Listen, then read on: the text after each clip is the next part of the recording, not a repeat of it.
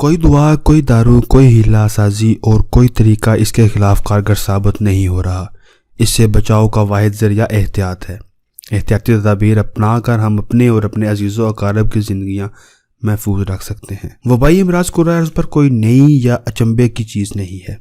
18ویں صدی سے اب تک پولیو، ہیضہ، طاعون، ایڈز، انفلوئنزا، سارس، برڈ فلو، سوائن فلو اور کورونا جیسے کئی موذی، مہلک اور خطرناک وبائی امراض اپنی تباہ کاریاں کر چکے ہیں۔ قدرت کا بھی عجیب کھیل ہے کہ ایک مرض سے نجات کے ذرائع تیار ہی ہو رہے ہوتے ہیں کہ دوسری بیماری آ پہنچتی ہے۔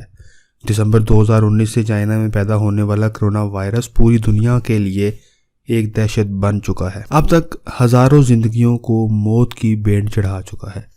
طبی ماہرین کے نزدیک کرونا وائرس صرف 2 سے 2.5% مبتلا مریضوں کے لیے جان لیوا ثابت ہو سکتا ہے۔ اس کی لپیٹ میں آنے والے موت کے منہ میں جانے والوں کی اکثریت کمزور قوت مدافعت کی حامل ہوتی ہیں۔ کرونا سمیت کسی بھی مہلک مرض سے بچاؤ کے لیے لازم ہے کہ ہم مضبوط اعصاب کے ساتھ تمام دستیاب وسائل بروئے کار لاتے ہوئے مرض سے نبرد آزما ہوں۔ بطور معالج برسوں سے یہ بات مشاہدے میں ہے کہ اس قدر بیماری کا حملہ خطرناک ثابت نہیں ہوتا جس قدر اس مرض کا بھیانک خوف مریض کو ذہنی طور پر موت کے قریب کرتا ہے۔ نفسیاتی لحاظ سے مرض کا خوف اچھے خاصے صحت مند انسان کو بھی بیمار بنا دیتا ہے۔ بطور مسلمان ہمارا یہ پختہ ایمان ہونا چاہیے کہ موت کا وقت، جگہ اور وجہ معین ہے جو کسی حال میں بھی کسی سے ٹل نہیں سکتے۔ اگر صرف طبی آلات و ادویات کی مدد سے موت کا راستہ بند کیا جا سکتا تو جدید میڈیکل سائنس کے موجد اور ترقی یافتہ ممالک کے شہریوں کو موت کبھی نہ آتی۔ لہٰذا ایمان کامل کے ساتھ کرونا سے بچاؤ کی تراکیب اور تدابیر پر عمل پیرا رہے۔ رواں موسم تبدیلی کا سماں ہے۔ سردی سے بہار اور بہار سے گرمی کی طرف گامزن ہے۔ اس موسم میں معمول میں بھی نزلہ اور زکام، کھانسی اور بخار وغیرہ ہونا عام سی بات ہے اور اس کا علاج بھی معمول کی ادویات سے ہی کریں۔ کرونا کو سر پر سوار نہ ہونے دیں۔ ادرک، دارچینی، ملٹھی، توت سیاہ اور دوسری بے شمار گھریلو تراکیب سے نزلے زکام کا بآسانی تدارک ممکن ہے۔ سب سے پہلے تو ذہن سے کرونا کا خوف نکالیں اور ہر فلو، کھانسی یا بخار کو کرونا ہی نہ سمجھیں۔ اس کے بعد سرکاری سطح پر آپ کو بتائے گئے بچاؤ کے طریقوں پر سختی سے عمل پیرا ہو جائیں۔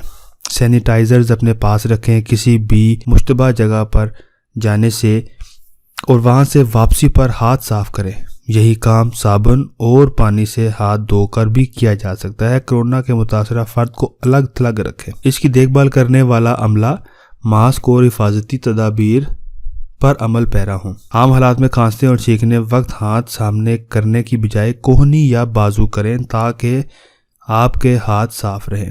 گزشتہ دنوں یونیورسٹی آف ہیلتھ سائنسز کے وائس چانسلر ڈاکٹر جاوید اکرم نے کرونا سے بچاؤ کے لیے وضو کو بہترین ہتھیار قرار دیا تھا۔ اس کا مطلب بھی یہی تھا کہ ادھر ادھر ہاتھ نہ ماریں کیونکہ کرونا کا وائرس بھاری ہوتا ہے اور فضا میں معلق رہنے کی بجائے یہ میز کرسی کے بازو اور دوسری جگہوں پر اپنا وجود برقرار رکھتا ہے۔ متاثرہ جگہ پر ہاتھ وغیرہ لگنے سے یہ چمٹ کر منہ اور ناک کے رستے متاثر کرتا ہے۔ ہمسایہ ملک میں کرونا کے مریضوں کی تعداد میں اضافہ ہونے اور اب ہمارے اپنے ملک میں بھی کرونا کے مرض سامنے آنے سے حکومتوں نے صوبائی و ملکی سطح پر کرونا سے بچاؤ کی آگہی مہم بھرپور طریقے سے چلا دی ہے۔ محکمہ صحت کے SOPs کو اپنا کر ہم کرونا وائرس سے محفوظ رہ سکتے ہیں۔ قوت مدافعت بدن میں اضافے کے لیے متوازن خوراک استعمال کریں۔ تمام موسمی سبزیاں، پھل اور بالخصوص ترش جیسے کینو، مالٹا، موسمی، لیمن کا رس گرم پانی میں ملا کر استعمال کریں۔ انار اور ٹماٹر کا رس بھی بہترین غذائیں ہیں۔ انار دانے کا استعمال بھی مفید ثابت ہوگا۔ میٹابولزم خراب کرنے والی غذائیں جیسے فاسٹ فوڈ، کولڈ ڈرنکس، مرغن، زیادہ